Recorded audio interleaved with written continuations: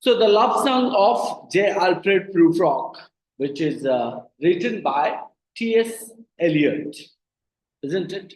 Uh, do you understand what is the title or what is the full form of T.S. Eliot? T.S. Eliot, Taylor.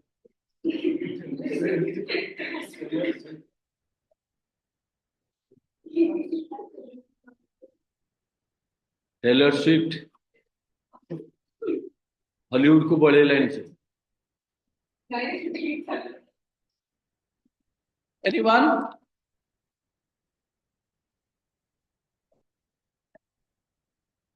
No. So when we talk about T.S. Eliot, which is called as a Thomas Stearns, Stearns, and we are talking about whom? The poem, which is called as the love song of J. Alfred Prufrock, isn't it? By Thomas Stearns Eliot. Si o credesse che mia risposta fosse a persona che mai tornes al mondo. Quest Fiema Staria Shenja Pew. Okay, you could find out that the poem The Love Song of J. Alfred Prufrock by Thomas Stearns Eliot, which is starting with what you can point out means the kind of a line that indicates let us go. Let us go then, you and I, when the evening is spread out against the sky like a peasant authorized upon a table. Now, what do you find out in this first stanza? The first stanza, in which you would find out the speaker invites someone, possibly who? A companion or the reader. So the speaker invites someone to join him on a what? On a journey. The evening is compared to a patient who has been drugged. Drugged is known as etherized, right? Implying a sense of what? Paralysis or passivity. And it suggests that the world or the speaker himself feels numb or detached. That is what the first stanza. And the first stanza, through the first stanza, you can find out that the poet T.S. Eliot, who is a dramatic monologue, in which the poet stated that the speaker J. Alfred Prufrock reflects on his inner turmoil, social anxiety, and not having the ability to act upon his desires. Whatever his desires, he could not act upon. So the first stanza, where the poet stated, let us go then, you and I, when the evening is spread out against the sky like a peasant etherized upon a table. Now, when you talk about that, the peasant and the evening both are compared. It is stated when the evening is spread out against the sky like a peasant etherized upon a table. So, in this part, what you would find out means let us go through certain half deserted streets, the motoring street retreats of restless nights in one night cheap hotels and sawdust restaurants with oyster shells, street that follow like a tedious argument of insidious intent to lead you to an overwhelming question. So, what did the poet actually try to say here? We understood from the beginning that called to the speaker invites maybe a companion to join him into on our journey. And here the evening is compared to a peasant who has been drugged, implying a sense of paralysis. What is a paralysis? The evening is a paralysis. The evening is a passivity, suggesting that the world or the speaker himself. The speaker himself feels nothing but indolent, inactive or detached or separated. In the second stanza, the poet said, "Let us go through certain half deserted streets, the muttering retreats of restless nights. In one night, cheap hotels and sawdust restaurants with oyster shells. Now, let us go through certain half deserted streets." The speaker imagines walking through desolate streets. When you say that desolate means what? That called as empty streets, representing nothing but the world around him. So a place that filled with nothing but a transient, unsettling experiences. And these streets influence what? Images of poverty. These streets influence images of what? Are presenting what? Loneliness and decay. Decay means damaged. Streets that follow like a tedious argument of insidious intent to lead you to an overwhelming question. Streets, that is the third stanza, streets that follow like a tedious argument of insidious intent to lead you to an overwhelming question. So the poet stated that the streets are compared to a tedious. Tedious means called as a boring. Tedious means called as a drawn out argument. The argument which is nothing but a boring, which is useless, right? This could represent the speaker's mental state. It is indicating that streets that follow like a tedious argument of insidious intent to lead you to an overwhelming question. So the poet stated that the streets are compared to boring. Like when you talk about that, the author stated the evening is compared with the paralysis, right? So at the same time, the streets are compared to the useless argument. The poet also stated that this could represent the speaker's mental state. What about the mental state of the speaker? Confused. The speaker's mental state, you can say overwhelming, and also continuous circling an unresolved question which are unable to solve. Right.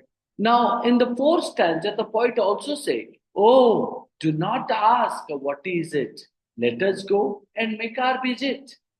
So, do not ask what is it. Let us go and make our visit. So, the speaker dismisses what? The overwhelming question that has been raised, the kind of a question which is nothing but getting excited that has been raised, so which has been dismissed by the speaker, and suggesting that what? Now, suggesting that they should simply act without overthinking.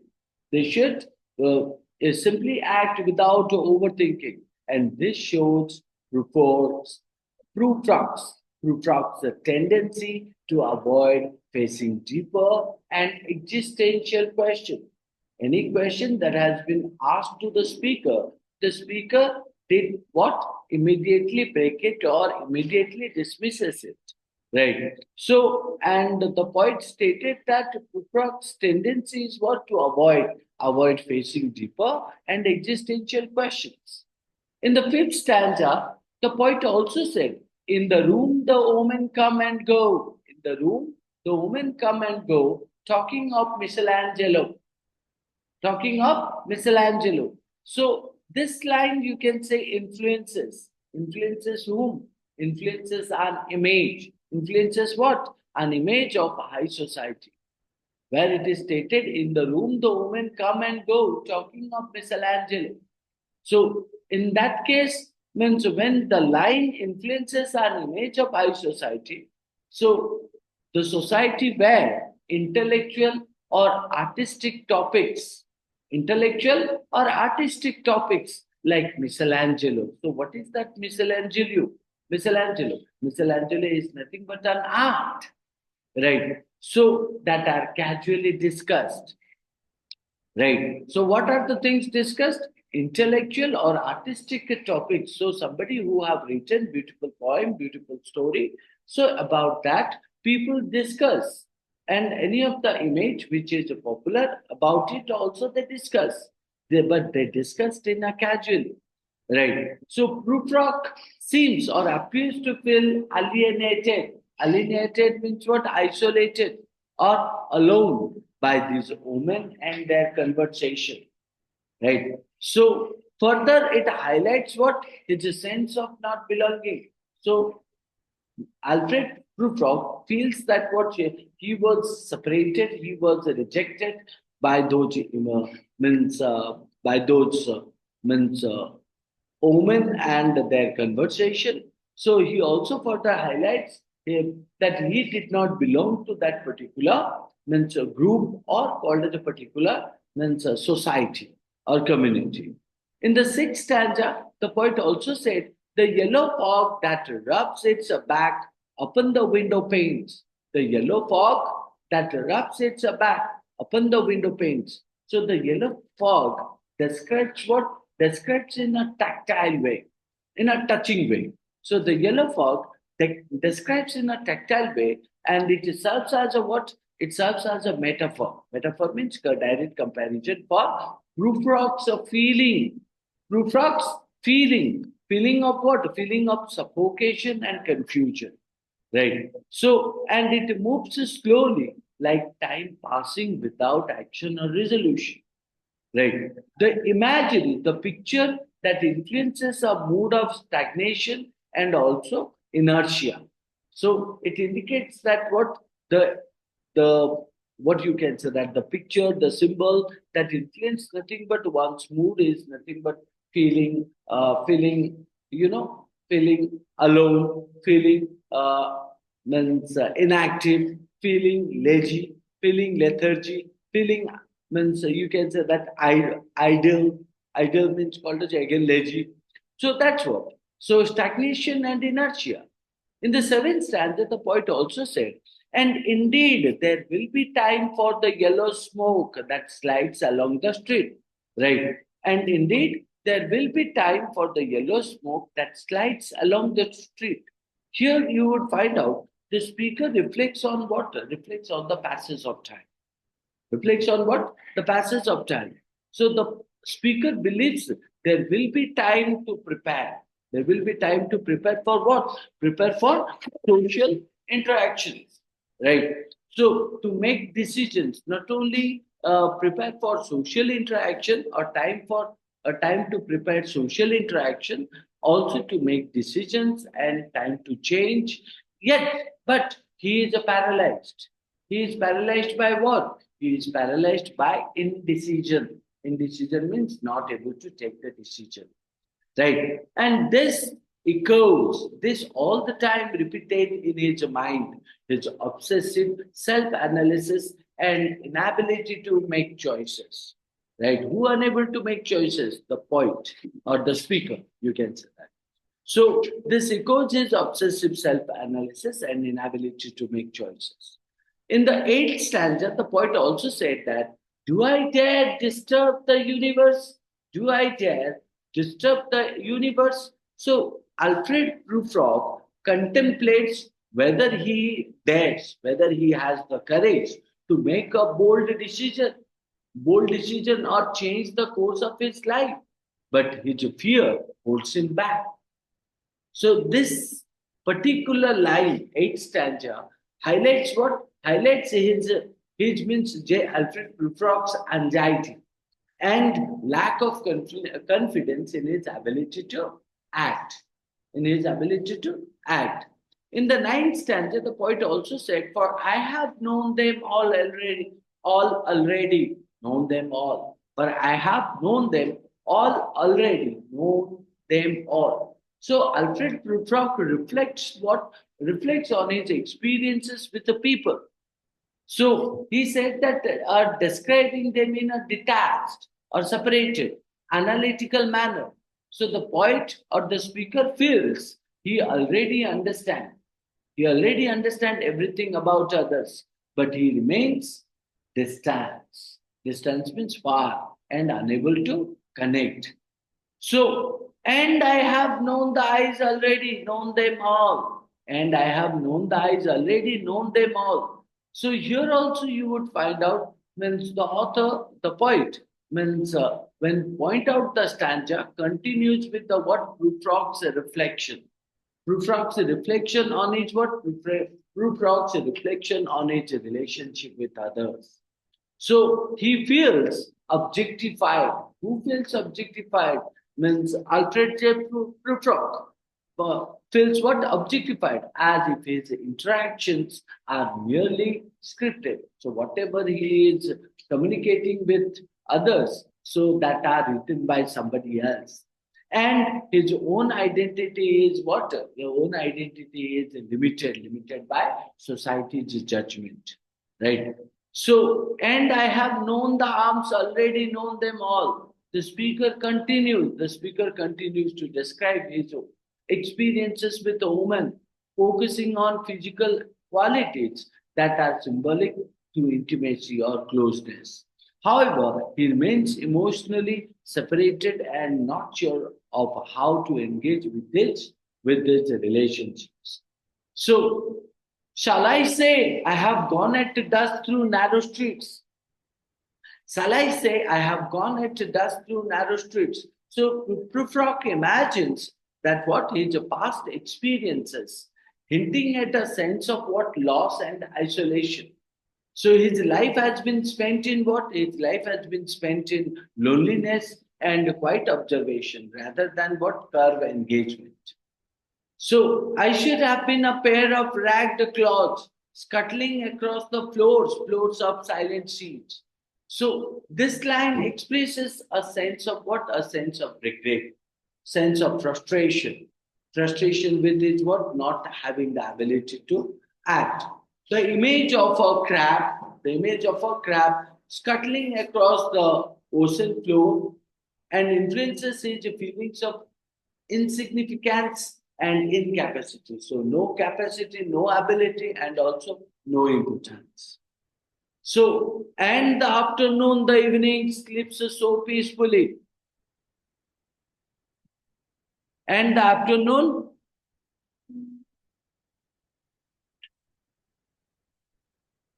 the evening sleeps so peacefully. Time continues to pass in a calm. In this case, you would find out. And the afternoon, the evening sleeps so peacefully. So the poet stated that time passes, time fleets very quickly to pass in a calm, almost oppressive manner. Oppressive means what? That called as torturing manner, influencing the sense of wasted opportunity. Influencing the sense of wasted opportunity means what? It makes you realize that the opportunity you wasted. Right. So Prufrock reflects on how peaceful the passing hours are, yet he does nothing with them. So he felt like what? The time that flees in a very polite manner, very peaceful manner, right? And for which he did not know what he's supposed to do with it. But though I have wept and fasted, wept and prayed. So the speaker expresses that he has or he wanted meaning and clarity in his life through religious or emotional means, but he remains dissatisfied or unsatisfied. So his greetings appears fleeting. His greetings appear fleeting. So and he is hunted by the image of death and decay. So if you observe that what does the speaker express here? He expresses that he wanted the meaning and clarity in his life through religious or emotional means. Through the religious ways or emotional ways, he wanted to know about what is his life. So he because he was not satisfied, right? He remains unsatisfied, and his greatness that appears also means passing quickly, fleeting. Greatness means what he got the fame, right? And he felt that what his qualities are passing, right? So, and he is hunted by image of death and decay. So, and he is waiting for the word death and his own destruction. And it would have been, and would it have been worth it after all? So, Prufrock questions whether it would have been worth attempting to seize the moment. So, he said that is it the right moment to hold the moment? or to make a decisive action that could have changed his life. So the answer remains unclear. The answer remains indecisiveness. Indecisiveness means what? Not able to take the decision. Isn't it? No, I'm not Prince Hamlet, nor was me to be. No, no, I'm not Prince Hamlet. Now, who is Hamlet? We know that the king. So, no, I'm not Prince Hamlet, nor was meant to be. So, the speaker compares himself to whom? Hamlet. Who is Hamlet? The tragic hero, and rejects the idea that he is meant for greatness. Right? So, instead, he sees himself as a lesser character. So, a minor player in life, too cautious and self conscious to make bold decisions. Self conscious to make bold decisions. So, the poet stated that I grow old, I shall wear the bottoms of my trousers rope. Right. So, Prufrock contemplates the surely passage of time, inevitable passage of time and aging. So, because he realizes that he has missed his chances, he, he has missed his chances and is now resigned to a future of insignificance, right? So, shall I part my hair behind? Do I dare to eat a peach? Shall I part my hair behind? Part means separate my means hair behind. Do I dare to eat a peach? So the poet stated that these mundane questions that reflects, uh, you can say that Prufrock's obsessive self-doubt and lack of confidence. So these mundane question or disrespectful question, or the question that needs the logic, so that reflect Prufrock's what? Obsessive. Obsessive means what? Determined to achieve something, right? Obsessive self-doubt and the lack of what? Lack of confidence. So the poet stated that he is a paralyzed. Who is paralyzed? We talk about J. Alfred Prufrock, right? He is paralyzed by even the simplest decisions. Means he is unable to take decision. It means even if a simple decision he is unable to take, and it emphasizes his inability to or inevitability to, means you can say take decision or take action. I have heard the mermaids singing each to each. I have heard the mermaids singing each to each. So you can say that the mermaid, traditionally symbol of what? Temptation and allure. Which one is the symbol of temptation and allure? The mermaid. What is that mermaid? It is a character in the, means a fairy tale, right? So means here you would find out, means the mermaid traditionally symbol. I have heard the mermaid singing each to each. The mermaid traditionally symbols to temptation and allure, and they appear to beyond Prufrock's reach. The poet also said that he feels excluded. He feels excluded from the beauty and joy of life, not able to participate in the fantastical or idealized. So, in the last stanza, the poet stated that we have lingered in the chambers of the sea by seagulls, rich and hued red and brown. So, what does the poet state in this poem, last part of the poem? The poet stated that the poem shows an image of death. The poet says that you can say that J. Alfred Prufrock in this poem shows the internal struggle with himself and his inability to act are central themes. So you can say that what is existential fears, paralyzing decision, and sense of loneliness are reflected through the imagery, right? So you can also say that what imagery of frog, desolate street, distant, unattainable ideals. Prufrock finally fails to overcome his frog. which leads into life of isolation and self-doubt. So you would find out that the love song of J. Alfred Prufrock by T.S. Eliot is a dramatic monologue where you can say the speaker Prufrock reflects on his feelings of indecisive nature, indecision, and fear of what social rejection. The poem explores what themes of isolation, time, and inner conflict between the desire to take action and the paralysis caused by anxiety. Prufrock imagines going on a journey with somebody, but he is hesitant and overwhelmed by trivial details, such as the appearance of others and his own aging. He fears being judged and is caused in endless self-reflection, wondering if his life have any meaning. Throughout the poem, Prufrock does what contemplates his inability to express himself. So, likening his existence to a series of missed opportunity. The poem finally, you can say, ends with a sense of what? Resignation. Right? So the poem ends with a what? A sense of resignation. The resignation means what? Detachment. So as Prufrock feels disconnected from the world around him, he unable to join in the life he desires, the life he wants. He did not join that.